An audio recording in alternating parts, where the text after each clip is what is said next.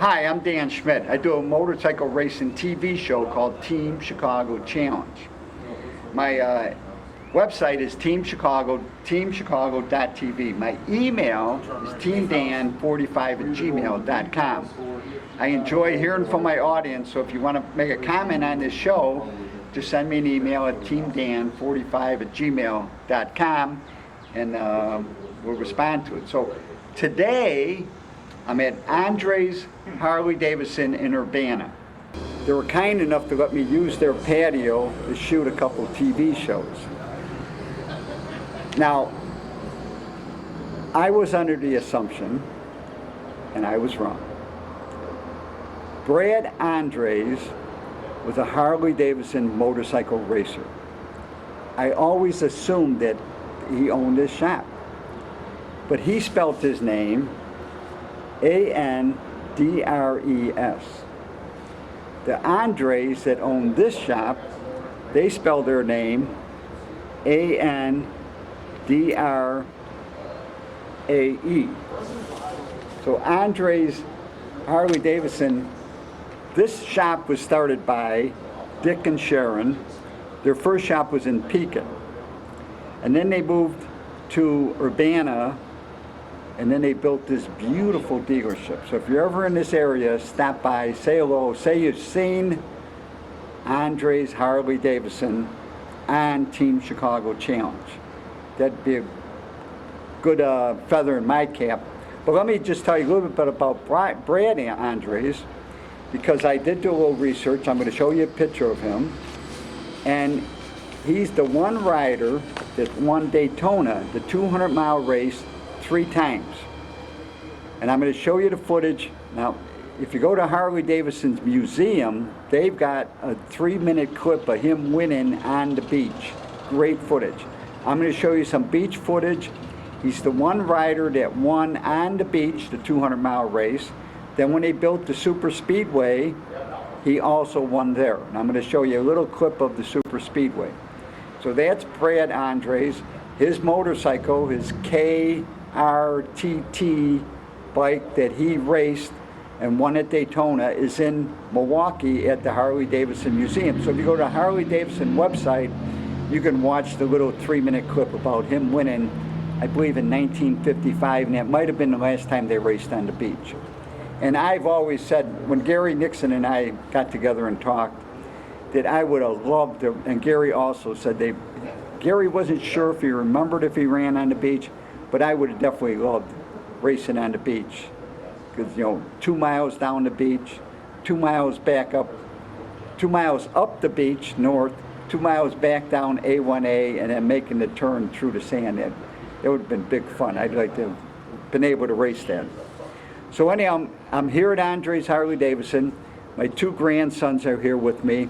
We're going to continue on with the history, my racing history, but my racing history also represents thousands and thousands and thousands of people that were involved with motorcycle racing during the 1980s, the 1990s. I mean, I was blessed. I was so lucky that I got involved with motorcycle racing when I did. So what do you think, Max? What do you think of that first photo there? Racing into the 21st century. What's that about? Well, now we're going into the 21st century. So I've already completed the 1970s, the 1980s, and the 1990s. So now we're into 2000. So we won the championship. Team Chicago won the championship in 1999, the Weir National Endurance Series. So it was Steve Carson and I, ready to race. And I was also putting on Roadrace School. So there was a picture of one of my t-shirts. And that was part of, every year I did a road race school at Grattan Raceway. My instructors, all my instructors got a free t-shirt because they would wear that t-shirt over their leathers so we would know who the instructors were. Then I would also sell t-shirts to the graduates, and that was the one way I could make a little bit of money putting on the school, because the school was basically free. I mean, eventually we did start charging $35 or $40, but when you figure the expense of having an ambulance and everything, it never really, there was no money to be made. So it was basically a free school. We never, in the beginning, it was free. You know. What kind of bike was that? This one here, all right, that's my 250 WR 250, 1989 dirt bike. Now I've done all these shows so far. I've done 12 shows, and I haven't showed any off-road stuff.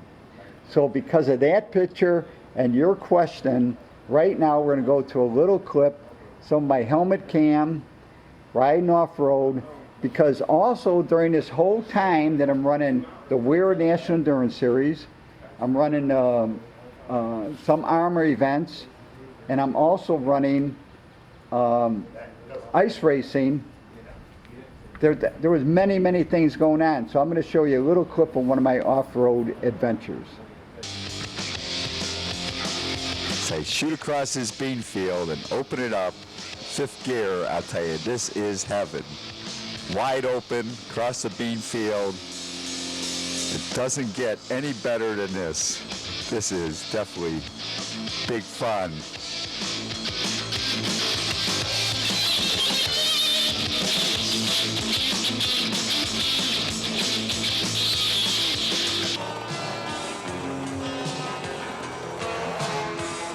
Here's a guy just launches off into the water. Okay, some of these guys are pretty good and they're having big fun out here. This guy in the Honda making it across. I come to my own water crossing. It seems like everybody's been through here. Let's hit this on an angle. All right, we get stuck. We've gotten stuck at a couple of water crossings already. As he heads in, I'll tell you, this water crossing looks intimidating, but it's pretty cool. Most everybody just rides right across it. Oh, it looks like Porch Puppy. That's Randy Corkland. And if Bill Gussie is lead dog, he's the number 2 man. He's having big fun out here. And look who shows up. I finally make it. As Clinton Davis is ahead of me, he makes it out. And I make my way across this creek. Music for the show by Engine, Mike Preetz, Intrigue and Travesty. And all this music recorded at Fireside Studios, Westchester, Illinois. Special thanks to our Duke Productions for the additional video footage. We could not have done it without them. And that's it from The Race Saturday. That footage was pretty cool from the off-road stuff. What's Brandon doing here? Well, this is part of the Roadrace School. So that's 2001. Brandon took the school. I think he was 14 or 15 because we were making plans for him to race. I mean, he was going to eventually join me, and eventually he did race with Team Chicago. Wait, he was racing all these people? What's that? Who are these people? Those are the students. Oh. We did a real school. So I would have, at Grattan Raceway, we would have maybe 15 to 18 instructors. The instructors there was no pay, they didn't get paid, but they would get free practice. The school was on Saturday at Grattan Raceway. E.J. Fossen, who owned Grattan Raceway, paid all the expenses. Now, we might have charged $35 or $40 to cover some of the expenses, because just to have an ambulance there will cost like $800 a day. Did he provide the bikes too? No. These people, to do my school was laid out to teach how to go to a race and know and be properly prepared to go to a race. We didn't try to teach you how to race. We did everything to get you, if you wanted to race and you were going to go to a race, you could go through a school, learn everything about road racing, because all the road racing organizations required that you have a school. You can't go road race unless you prove that you went through a school. So this would be more people get involved. So I did the school from 1993 all the way to 2016. So it's over 23 years. I probably graduated over 2,000 students. And Brandon was one of them. You know, in fact, your dad took a school I'm giving you a copy of that show when he took the school up at Grattan Raceway also. But this here was at Grattan Raceway. Now, I'm going to show you a little clip of one of the classrooms, maybe give you 2 minutes of what took place at one of our schools. All right, everybody feel this hump laying off now? When you get to here, you better be off your brakes. 0 brakes at this point. All right, you want to coast over the top of this hump. When I say coast, I'm talking don't roll off the throttle. Don't have necessarily a whole lot of throttle on, but you want all the tension out of your chain. You don't want the chain flopping, okay? It's a pretty wide way around there, okay? It's bigger than it looks. You get around the turn, it's wide. Don't worry about keeping your speed up. First time you're gonna go around here, school zone speed, all right? You ain't gonna go fast at all. Second time we're gonna step it up a little bit, like medium speed. The purpose is not going fast here today at school. The purpose is to learn the track layout, how to go around this place the right way. Okay, we'll get them 3, 2, 1 cones out there. The apex is right here. All right, I want you to come through there, drive around the corner, hit it down towards the bottom. Always leave a little room. There's always one guy faster than you. Okay, there's always somebody. So always leave about 3 feet on each side. Never go take the tape. And one of our techniques to allow the students ride in front of the instructors. These are 20-minute sessions on the track. You've just seen Jeff Morrow there. Allow one of his students to pass him. He will follow him and then critique him when they head back into the pits. Going through turn 3, the off-camber downhill, looks like Nick Van Gore. He has found one of his students over to turn 4, down the back chute towards the Grattan hump. So how many of the students that you taught went in the race? I would say probably half the students went and got a license to go race. Because there was 2 racing organizations, or actually 3. WERA, Western Eastern Roadrace Association, was who I raced with. But they did regional races also. Then there was CCS. They did regional races. So they raced at Grattan, they raced at Blackhawk. We would race at Grattan, we would race at Nelson Ledges. And a lot of these people might never race, but there's a thing which is real popular now called track days. So even if you want to go to if you wanted to go take up your street bike and go do a track day, you would still have to take a school at the track day. But if you went through my school, you could bring the certificate and then you could just go ride. And the other thing I want to talk about, and this is the next video I'm going to show. I mentioned earlier in the last couple shows that I got to ride TD3 Yamaha that belonged to Chip Larkby. Chip also got involved with racing the 250 Aprilia. He picked up a sponsor for that. Because I talked about Daytona, and I talked about Brad Andres raced at Daytona on the beach and on the road course. Chip lined up for me in 2000 to ride an Aprilia 250, so a brand new, modern, 2-stroke, V-twin, 2-stroke Aprilia. Pace, which was a promotional group, had the Pace Aprilia Challenge at Daytona. So I got to ride this real cool bike. Chip Larkby lined it up for me. And this way I can show you some helmet cam footage, what Daytona looks like. So I've talked about Daytona in the past. I finally have some great footage riding Daytona. So we're gonna go to that footage right now. As Chip Larkby and his crew finish setting up my bike for Daytona, we're going to have an opportunity to hear from one of my sponsors, and then we're going to look at a timed practice as I'd qualify for the Aprilia Cup race.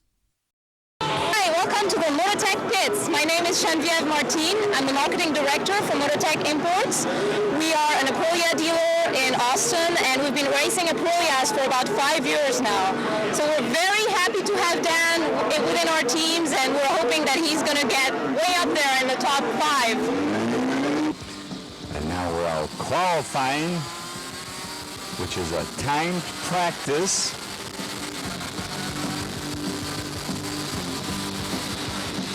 It's a half-hour time practice, and your laps are recorded, and your fastest lap counts. You set the grid position. Now this Pace Motorsport National, there's 4 classes running: the Buell Lightning, the Aprilia Cup Challenge 250, Sport Bike, which is 600s and some 750s, is 106 horsepower limit, and Unlimited Superbike are the 4 professional classes. Everybody's got to qualify. As I head into the West Banking.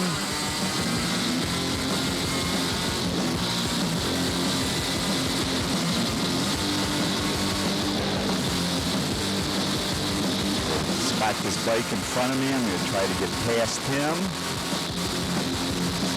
It's your fastest lap that counts. Right up to speed on this 250 Aprilia. Coming to the chicane. Starting the late break.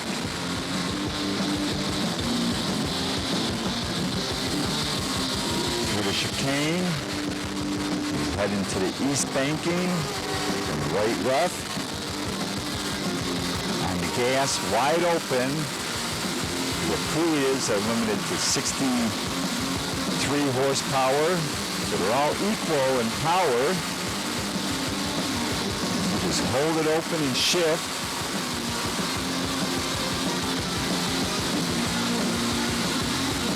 So make it past this bike. Turn a good lap.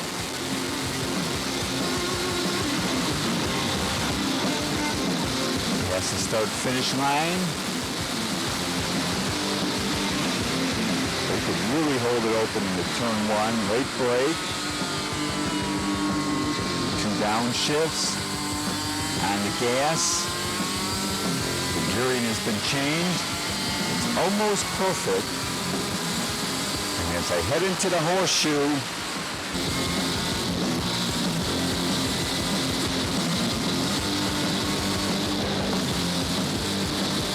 That footage from Daytona looks pretty interesting. Did you ever get the race in the 200 mile? Well, no. And I probably should have when they went to the 600 rule. So they did the 600 rule in probably 2007, 2000. I probably should have entered it because things got really iffy at Daytona. They still wanted to run a 200-mile race, but it wasn't an AMA National anymore. So I probably should have went down there and tried to race it. But I did race, which we brought up earlier, the first Superbike race at Daytona, which was a 100-mile race, and I had a mechanical problem. I finished 41st, but according to Jimmy, I was all the way up to 14th in the race. So I had a pretty good showing at Daytona, but then the next year, that's a whole other story. But then I see you got, who's that picture there? That's Steve Carson. How was it like racing with him? Well, we won the championship, middleweight super stock, the WERA National Endurance Series. We won the middleweight super stock class in 1999. At Gateway, where we ran, this is the second time we ran, and we ran into the night. At Gateway, I was as fast as Steve. I mean, there's only so many races that I can remember where I really felt I was on the top of my game. Every other race I struggled. I mean, when it comes to natural, I don't pretend to be a natural go-fast motorcycle racer. I'm a proficient motorcycle racer. But let's go to that footage at Gateway and pretty exciting racing. We started at 5 o'clock. We raced till 11 o'clock. So it got dark. They had some lights, but there's some of the track lit up and some of the track is dark. So it's pretty exciting stuff. This is now the 4th hour. There was a crash, so there was a restart. Team Chicago is running 8th place overall, 2nd in class, as we wait for the start.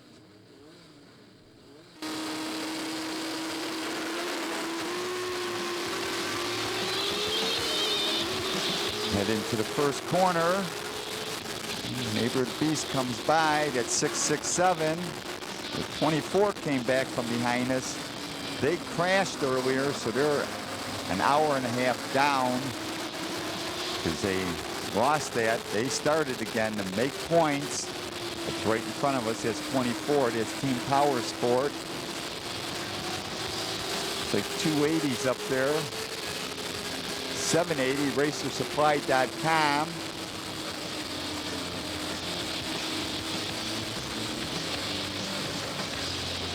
So we make it through the carousel, the short chute, and as you can see, there is an advantage of having lights. There are some dark spots. Now we're in the lit up portion, the back chute.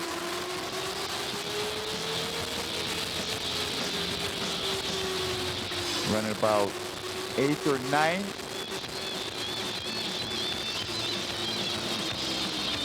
The one rider peels off to go into pits. MotoHeaven.com is right in front of me. And they're sponsored by PowerSportsHeaven.com, Wintex Leathers, Bell Helmets, CBC, Wood.com.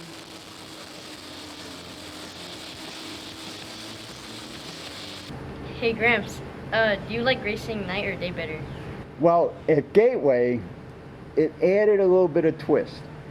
Now, I've raced 2 24-hour events, so we ran through the night, and in fact in 2000 we ran a 24-hour event. But it's an extra challenge. I mean, basically, I just love racing. I'm one of these guys that if I could just race all the time, I'd be pretty happy. If I could just race all the time. Wait, see that you're racing on ice at night. What do you like better? Well, the cool thing about these pictures here. So this is what year is that? 2002. 2002. Tom Gimmer, who owned the Sunset Tavern, who would have us all up there to race, he came up with the idea to get enough racers. He put on races on Saturday night. It was a great deal, and I'm going to show you a little bit of footage of racing on the ice at night at the Sunset Tavern. Stop, plus 50. Watch for the light. Oh no, my throttle stuck open for a second there. Came off the line in a wheelie. Out of control, but I got it covered. But up front, it's Jerry Westhouse, Jerry Mr. Ice Westhouse up front, second place. Bob Smith, Jerry's on a 450 Honda. Bob Smith's on a 426 Yamaha. And I'm on that 250 Yamaha, got it running, put together, finish it up over at 4 and 6. I worked this outside line because this track is getting way too rough. I'm using that outside line, trying to get around Bob Smith. When you run the outside line, you're running a longer line. You gotta stay on the gas. Bob's on the gas, I get by, move up front. Bob's right there. I can hear that 4-stroke humming right next to me. I'm on the gas. But the track has really deteriorated. You can see these ruts out there. It's time for Tom to move this track.